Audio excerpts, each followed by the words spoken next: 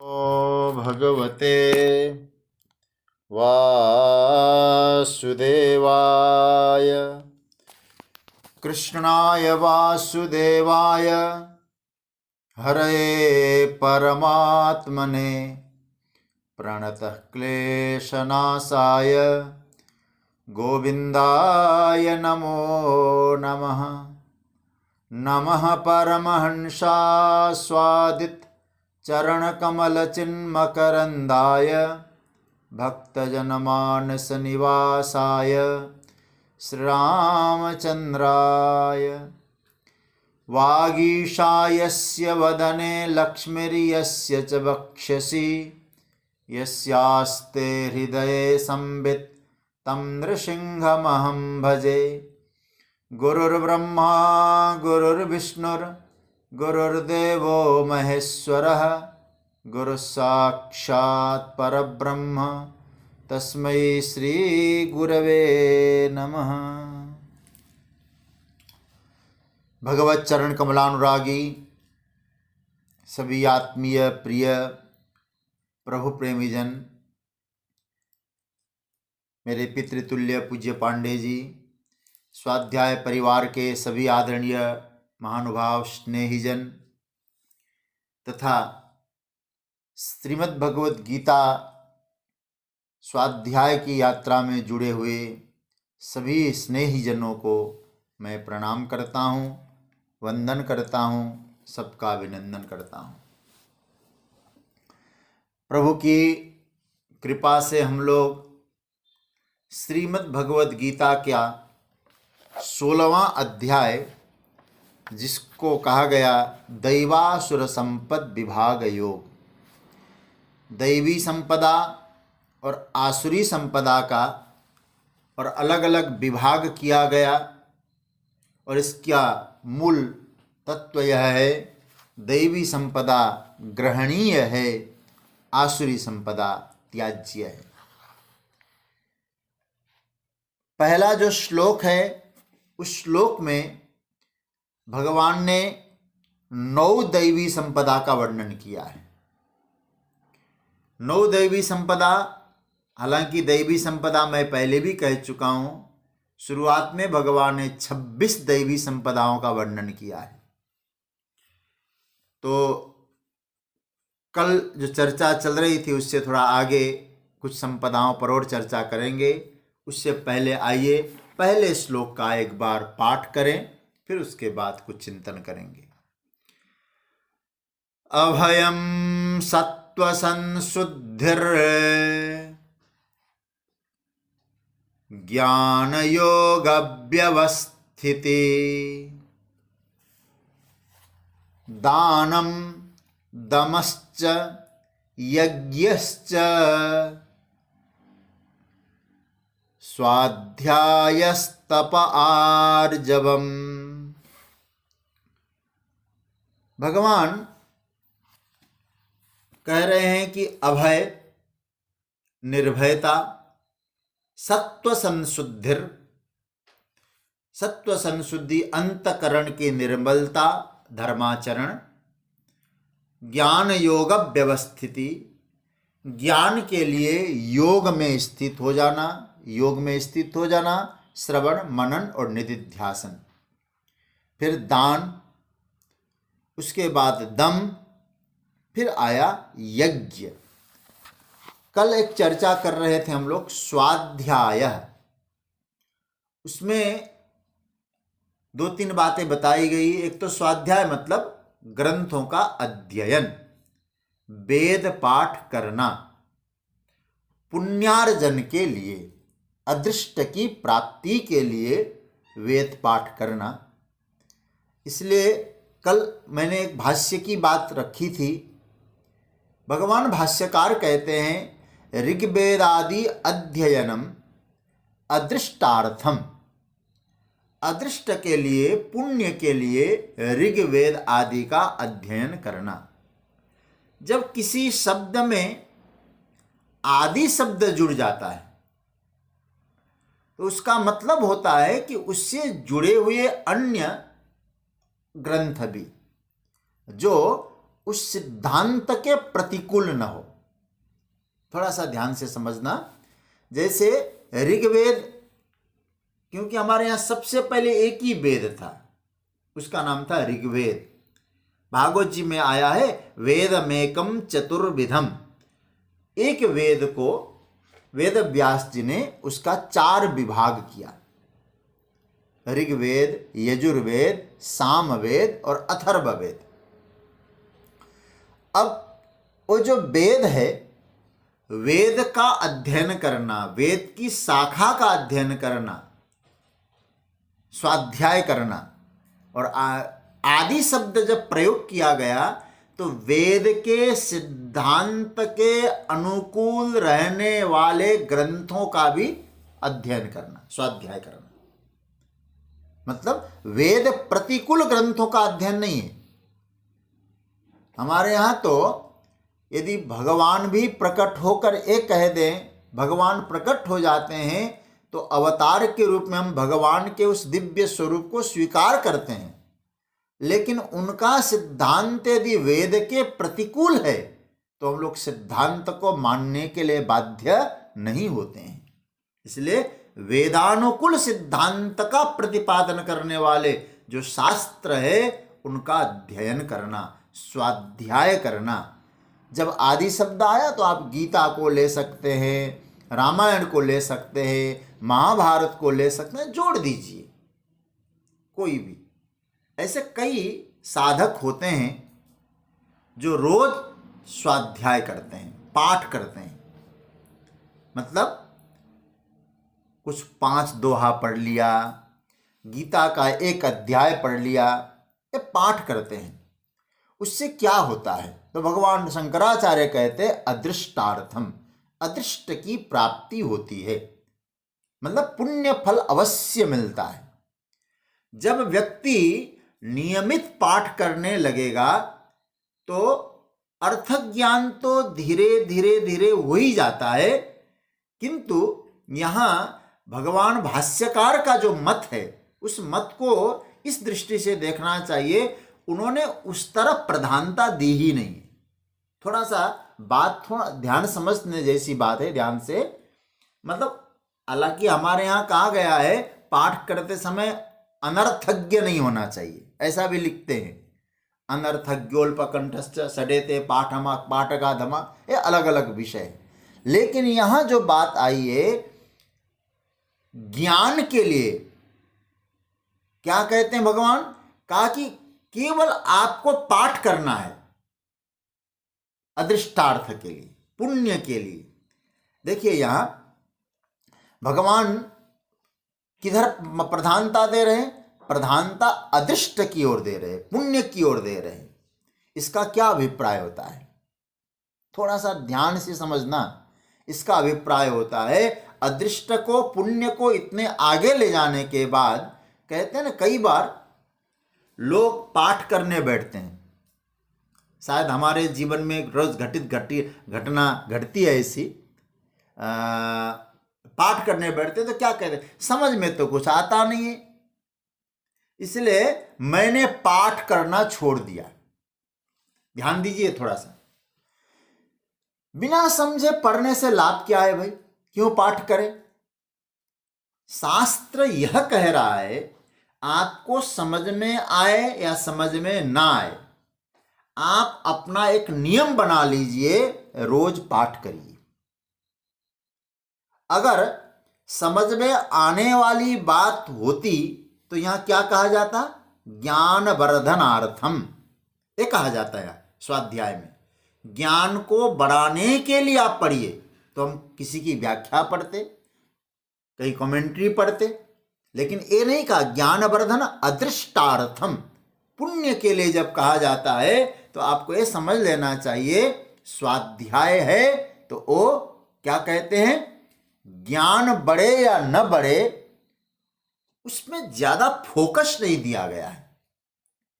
किस लिए स्वाध्याय करें? बोले पुण्यार्थम अदृष्टार्थम। ये जो मैं समझ लूं फिर मैं पढ़ लूंगा, ऐसा जो कहते हैं ना, कई बार ऐसे लोगों को हमने देखा है नजदीक से, और क्या कहते हैं, आज मूड नहीं है भाई पढ़ने का, आज समझ में नहीं आ रहा है तो छोड़ दे थोड़ा सा। नहीं, आपको नियमित पाठ करना है। आपने कोई नियम बनाया है, स्वाध्याय इसी का नाम है। रोज पाठ करिए। अब मैं सरलता में कहूं, आप पाठ करिए। आपको कभी कभी लगता है समझ में ना आए तो भी पाठ करें, तो मैं तो कहूंगा जिसके लिए कर रहे हैं ना वो समझ लेगा। आप पाठ कर रहे हैं, मेरे लिए कर रहे हैं, ये भाव है, आप वो समझ लेगा। इसलिए वो स्वयं समझने दीजिए उसको, आप पाठ करिए। माला जपिए। आप कभी कभी गिनती छूट जाए तो उससे कह देना, जपने का काम मेरा है, गिन लेना तू भाई, जितना चाहे उतना गिन ले अपना। तो हाँ, आप अलग विषय, जब हम लोग टेबल पर बैठकर किसी स्टूडेंट की तरह, छात्र की तरह पढ़ते हैं तो अलग विषय है। बहुत से मेरे परिचितों में हैं ऐसे जो नित्य पाठ करते हैं, केवल सोच समझ कर नहीं पढ़ते हो, नियम बनाया है पढ़ने का, पाठ करने का। यह है स्वाध्याय शब्द का एक अर्थ। मुझे पाठ करना है। कोई विष्णु सहस्त्र नाम पाठ करता है, कोई ललिता सहस्त्र नाम पाठ कर रहा है, कोई भागवत जी के 1-2 अध्याय पढ़ रहे हैं, कोई गीता के, कोई रामायण के। जीवन में नियम की प्रतिष्ठा होगी, इससे बहुत लाभ होता है। शास्त्र से जुड़े रहने का एक अभ्यास बना रहेगा आपको, ऐसा नियम बना ले। इसलिए भाष्यकार ने ये नहीं बताया कि अर्थ ज्ञान जब तक न हो तब तक पाठ न करें, ऐसा वो नहीं बोलते हैं। आप नियम से पाठ करिए। तो स्वाध्याय शब्द का एक अर्थ बना, आपको अर्थ ज्ञान हो या अर्थ ज्ञान न हो, आप पाठ अवश्य अवश्य अवश्य करें। इसलिए आपको अदृष्टार्थ की प्राप्ति होगी, पुण्य की प्राप्ति होगी, और पुण्य से परिस्थितियां ठीक होंगी, और पुण्य से ही आपको सुख की प्राप्ति भी होगी। एक तो स्वाध्याय का अर्थ है। दूसरा, कल मैंने संकेत में कहा था, स्वाध्याय का मतलब स्व का अध्ययन। स्व का अध्ययन का मतलब है आत्मनिरीक्षण।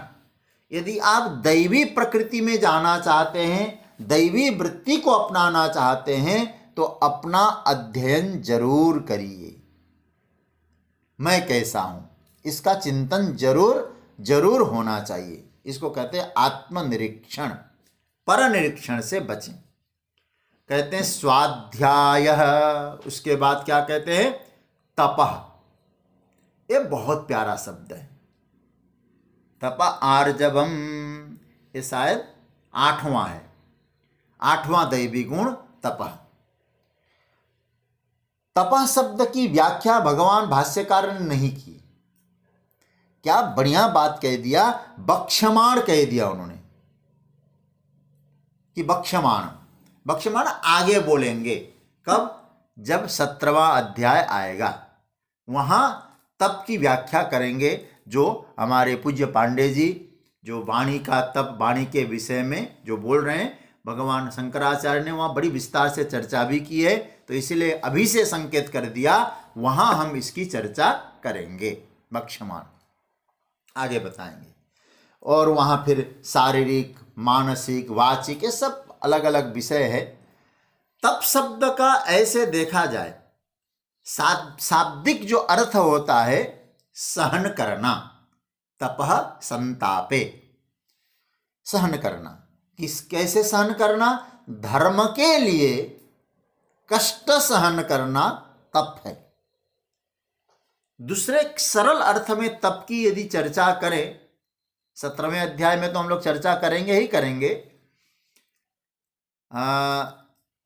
एक चिंतन पूर्वक एक बात आती है, अपनी इच्छा से स्वीकार किया गया नियंत्रण, अपनी इच्छा से स्वीकार किया गया नियम, नियंत्रण अथवा नियम, स्वैच्छिक नियंत्रण, इसका नाम दे सकते हैं तप।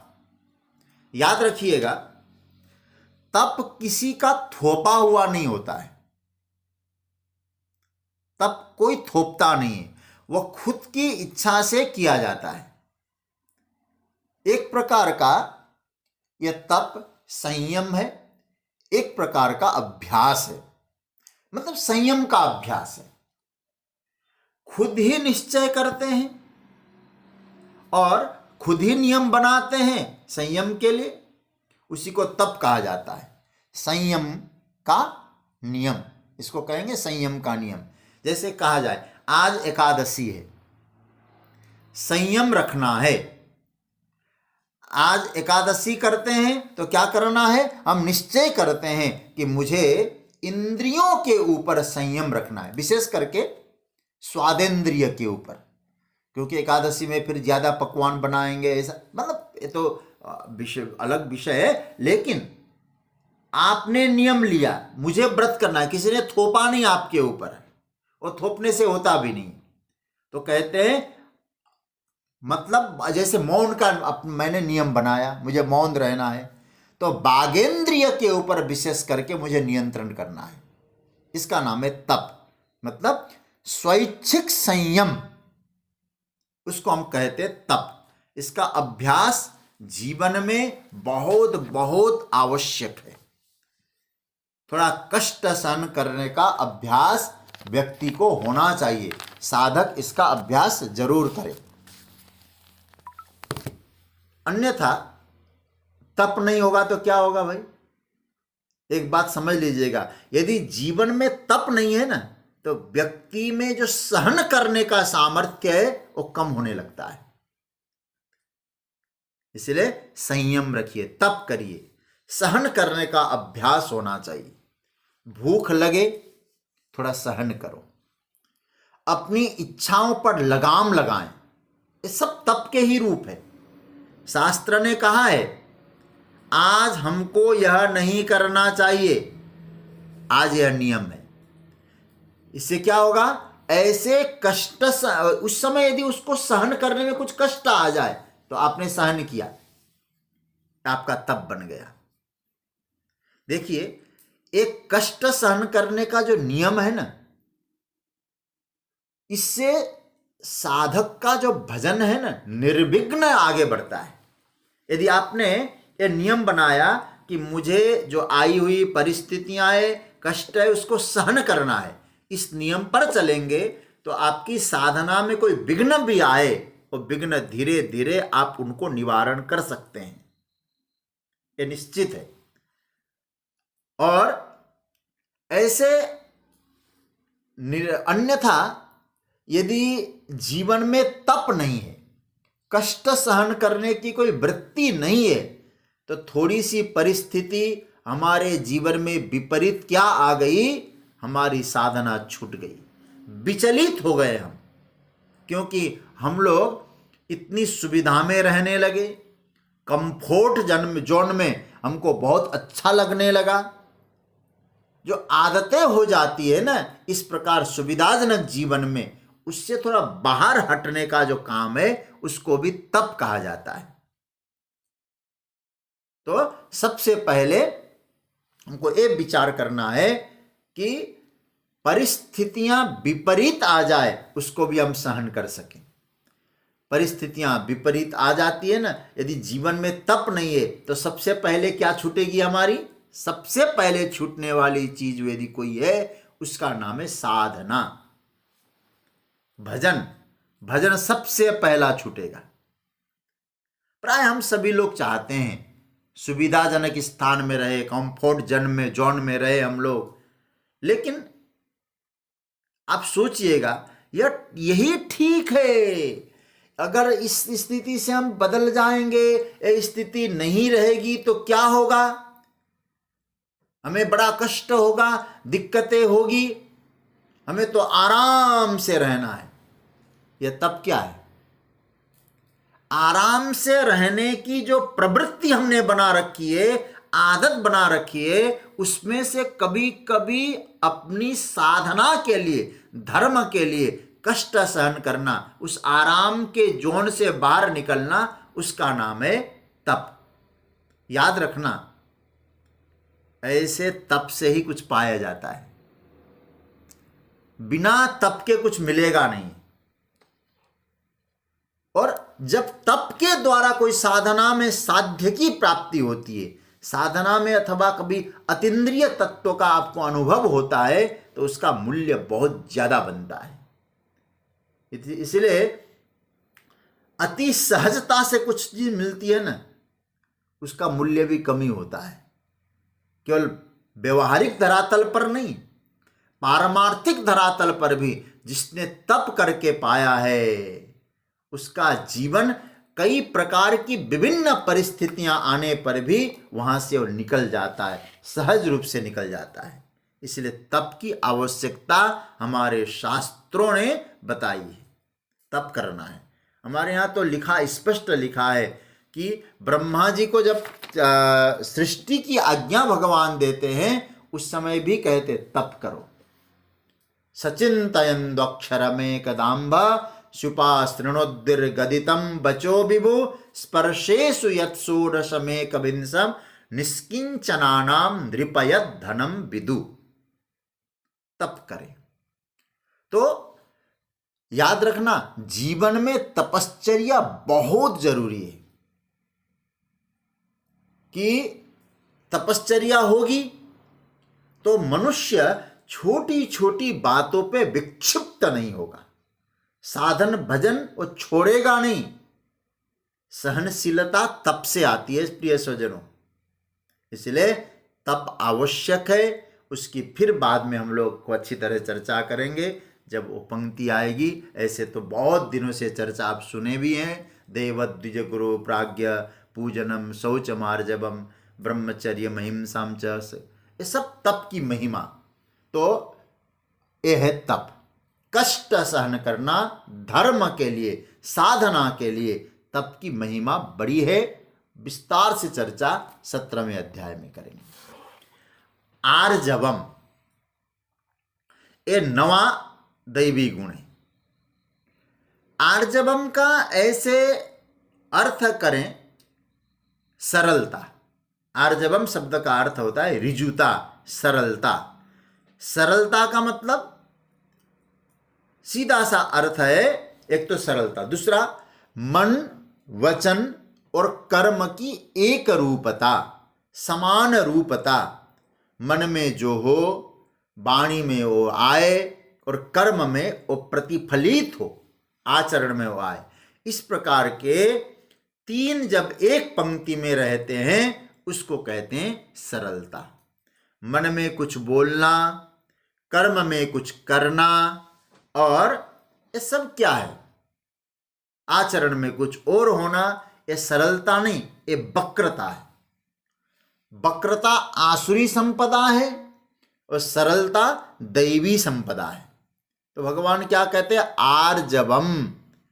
हालांकि आर्जवम पर हम लोग व्याख्या कर चुके हैं, चिंतन कर चुके हैं। आपको याद करना पड़ेगा, आर्जवम वहाँ आ चुका है। जब 13वें अध्याय में भगवान ने जीवन मूल्यों की जब चर्चा की, वहाँ क्या कहा था, वहाँ लिखते हैं भगवान, अमानित्व मदम वित्वम महिंसा शांति रार्जवम। वहाँ आर्जवम की चर्चा ऐसे हम पहले भी चिंतन कर चुके हैं। तो भगवान कहते हैं आर्जवम। इसको भाष्य में क्या लिया भगवान, भाष्यकार कहते हैं ऋजुत्वम सर्वदा। देखो, ऋजुत्वम सरलता, लेकिन कब, बोले सर्वदा, हमेशा सरल बने रहें, सदा सरल रहें। ऐ नहीं कि चलो गुरु जी के सामने तो सरल है, वहाँ तो सरल है, दूसरी जगह बड़े कठोर हो जाते हैं। इसलिए सर्वदा। और साधना में ये जो शब्द है ना, सर्वदा, निरंतरता, ये प्यारा, बहुत प्यारा शब्द है। तो कहने का मतलब है टेढ़ा, छल, कपट वाला जो आचरण है, शास्त्र ने हमेशा मना किया है। झूठ, बनावटी, इसके लिए शास्त्रों ने कभी परमिशन नहीं दिया है, परमिट नहीं दिया है तुम झूठ का आचरण करो। जब इस प्रकार की वृत्ति आए तो व्यक्ति को क्या सोचना चाहिए, मोहि कपट छल छिद्र न भावा। मुझे कपट नहीं, छल नहीं, छिद्र नहीं करना है। कई लोग बोलते हैं बड़ा सिधाई का जमाना कहाँ रहा भाई, ऐसा बोलते हैं। सिधाई का जमाना तो है नहीं। ध्यान देना, आप सोचिएगा, अपने देखिएगा। और मैंने थोड़ा बहुत छोटी बुद्धि से जो देखा, मतलब एक भी ऐसा कोई झूठा व्यक्ति जीवन में सफल होते हुए मैंने नहीं देखा है। झूठा व्यक्ति हो और जीवन में सफल हुआ हो, और परिणाम भी हम देखते हैं। इसलिए आर्जवम, सरल बनो। विश्वास किसी का जो विश्वास है आपके प्रति है, सरलता के कारण है। लेकिन होता यह है, विश्वास की जो और झूठ पर नहीं टिकता है विश्वास, याद रखना। जो विश्वास की सृष्टि होती है वह सत्य से ही होती है, झूठ से नहीं होती है। चतुराई से कभी भी विश्वास प्रकट नहीं होता है। आज यदि हम लोग देखा जाए तो कुछ दयनीय स्थिति भी लगती है समाज की। क्या कहते हैं ना, महाराज ये अच्छे संत हैं। कभी आप सोचते हैं, विचार करना इन विषयों पर, ये बहुत अच्छे संत हैं। अच्छा सोचिएगा, संत तो अच्छे होते ही होते हैं, फिर अच्छा विशेषण लगाने की आवश्यकता क्या है? संत का मतलब ही अच्छा है, वहां विशेषता लगानी पड़ती है, क्योंकि दूसरे लोग भी कुछ आ गए हैं। तो कहने का अर्थ क्या है? बोले जिन्होंने पाया है झूठ की बुनियाद पर नहीं पाया है। अच्छा सोचिएगा, गांधी जी को ही ले लीजिए, इतना विश्वास उनको प्राप्त हुआ, क्या किसी टेढ़ेपन के कारण हुआ? आर्जवम के कारण हुआ, सरलता के कारण हुआ। इसलिए व्यक्ति जब सरल बनता है ना, उसको क्या मिलता है? हमारे संत सदगुरुजन कहते हैं, तुम सरल बनो, अर्जुन बनो। अर्जुन शब्द का अर्थ जानते क्या है? अर्जुन शब्द का अर्थ भी सरल ही होता है। ऋजुत्वात् अर्जुन, ऐसा अर्थ किया है अर्जुन का। मतलब जो ऋजु है, सरल है, वो अर्जुन है। उसको क्या मिलता है? बोले सुभद्रा मिलती है। भद्रा शब्द का अर्थ क्या हुआ? भद्रा शब्द का अर्थ है भक्ति। कल्याणकारिणी जो भक्ति है वही सुभद्रा है। और किसको मिल रही है वो? अर्जुन को, मतलब ऋजु को, सरल है। तो हमारे यहां कहा जाता है तुम सरल बनो तो निश्चित रूप से आपको भगवान की भक्ति की प्राप्ति होगी।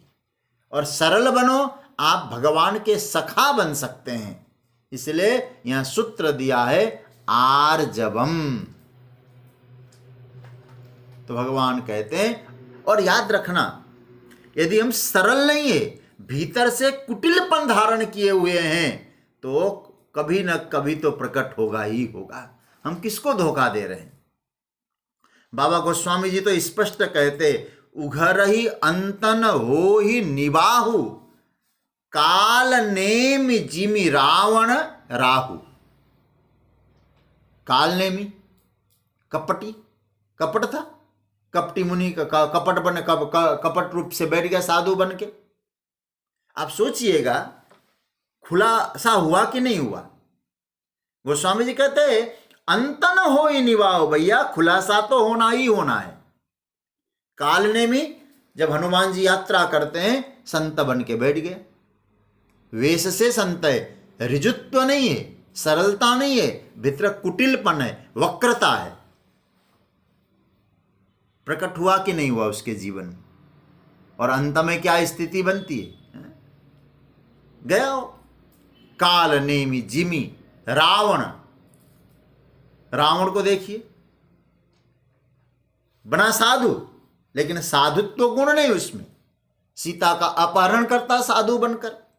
तो इसका अर्थ क्या हुआ? इसका अर्थ ये बनता है कि काल नेमि जिमि रावण राहु।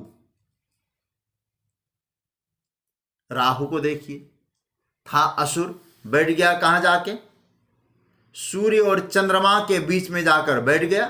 देवताओं के बीच में जाके बैठ गया, देव बनने चला था, खुल गई पुल पट्टी। तो कहने का मतलब है, यदि भीतर ऋजुता नहीं है, भीतर आर्जवम नहीं है, सरलता नहीं है, तो कभी न कभी हमारे जीवन में ये स्थिति आएगी, हमारा हकीकत उजागर हो जाएगा, स्थिति प्रकट हो जाएगी। इसलिए व्यक्ति को सरल होना है, मन से, वाणी से, कर्म से। इसलिए तो भागवत जी में आया है, जो भगवान का भक्त है हृदवाग बपुर फिर विदधन नमस्ते। हृदय से, वाणी से, शरीर से वो विनम्र रहता है, ऋजुत्व रहता है, उसमें ऋजुता रहती है, सरलता रहती है।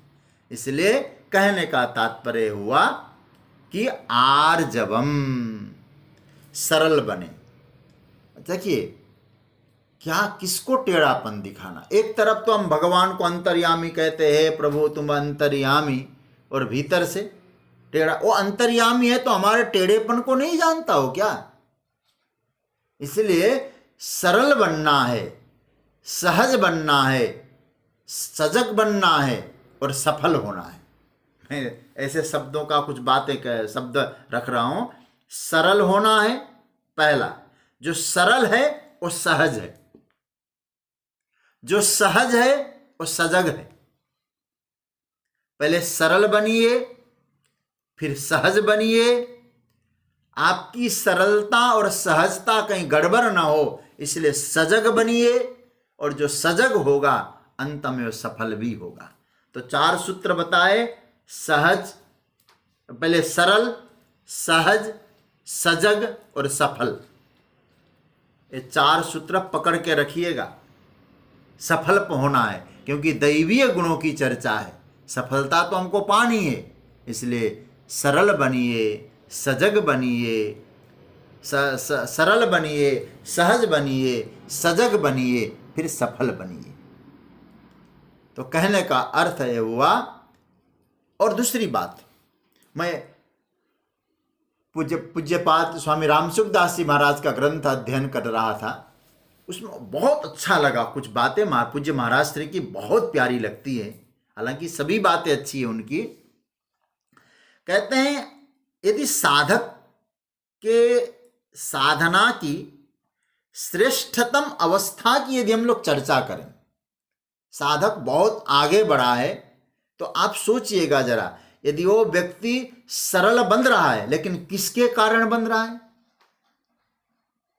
किसके कारण बन रहा है? बोले, साधक यदि ये सोचने लगे, दूसरे लोग मुझे बहुत अच्छा समझें, मेरा व्यवहार ठीक नहीं होगा तो लोग मुझे अच्छा नहीं मानेंगे, अच्छा नहीं समझेंगे, अच्छा नहीं कहेंगे, इसलिए मुझे सरल होना है। ठीक है ना? और सरल क्यों हो रहा है? साधना की श्रेष्ठता में जाइए जरा, क्या बढ़िया बात आई है। देखिए, अब मुझे लोग क्या कहेंगे, इसलिए वो सरल होने का प्रयास कर रहा है, क्योंकि लोग अच्छा समझें, अच्छा देखें, अच्छा भाव रखें, इसलिए वो सरलता से मुझे रहना है। साधना की दृष्टि से देखा जाए, यह भी एक प्रकार का कपट है। ऐसा भाव रखने वाला व्यक्ति क्या होगा, उसके जीवन में दिखावापन, बनावटीपन ये आ ही जाएगा फिर। जबकि साधक में सीधा भाव, सरल भाव होना ही चाहिए। हां, दूसरा यदि पक्ष लें, आप यदि सरल है, लोगों की दृष्टि में हो सकता है लोग आपको मूर्ख कहें, इसे लोगों को जानकारी है ही नहीं, किंतु साधक को इससे कोई फर्क पड़ने वाला नहीं है। लोग मुझे क्या कहेंगे, इससे क्या फर्क पड़ता है उसके जीवन में। मतलब मैं बार बार आप लोगों से कहा करता हूं कि जब साधक ये विचार करने लगे मुझे क्या कहेंगे, तो एक पंक्ति मैं बार बार दोहराता हूं, सबसे बड़ा रोग क्या कहेंगे लोग। मुझे लोग क्या कहेंगे, यदि इस विषय में जो साधक चिंतन करने लगेगा, वो साधना के परिपक्वता की ओर जा ही नहीं सकता है। चाहे वो कोई भी देखिए, मीरा ने यदि ये सोचा होता, यदि कृष्ण भजन कर रहा हूं, लोग तो कुछ भी कह रहे हैं भगवान के भजन में, तो लोग कहने लगते, तो क्या मीरा भजन, फिर तो लोगों के बातों पे ध्यान जाता तो मीरा भजन नहीं कर पाती, नरसी भजन नहीं कर पाते, तुलसी भजन नहीं कर पाते। इसलिए सरलता भीतर से आनी चाहिए, बाहर से नहीं। तो कहने का तात्पर्य ये हुआ, साधक को कभी फर्क नहीं पड़ना चाहिए कि लोग मुझे क्या कहते हैं, मेरा तो कनेक्शन ठाकुर जी से जुड़ा हुआ है, भगवान से जुड़े रहना है।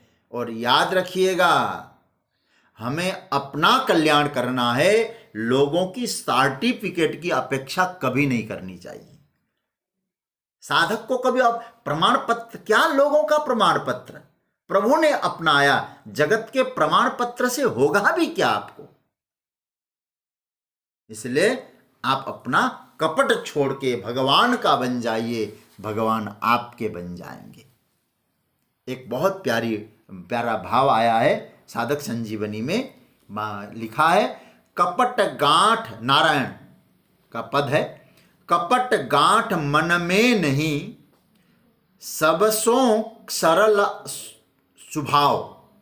कपट गांठ मन में नहीं, सबसों सरल स्वभाव, नारायणता भक्त की लगी किनारे नाव।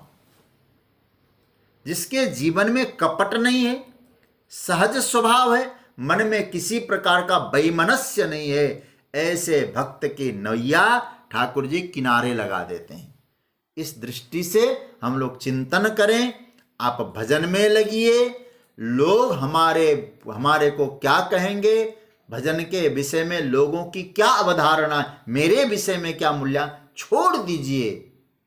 हमें तो अपना आत्म कल्याण करना है। इस दृष्टि से हमको विचार करना चाहिए। मन से, वाणी से, कर्म से सरल बने। किसके लिए? बोले अपना कल्याण के लिए, क्योंकि दैवीय गुण स्वकल्याण में है।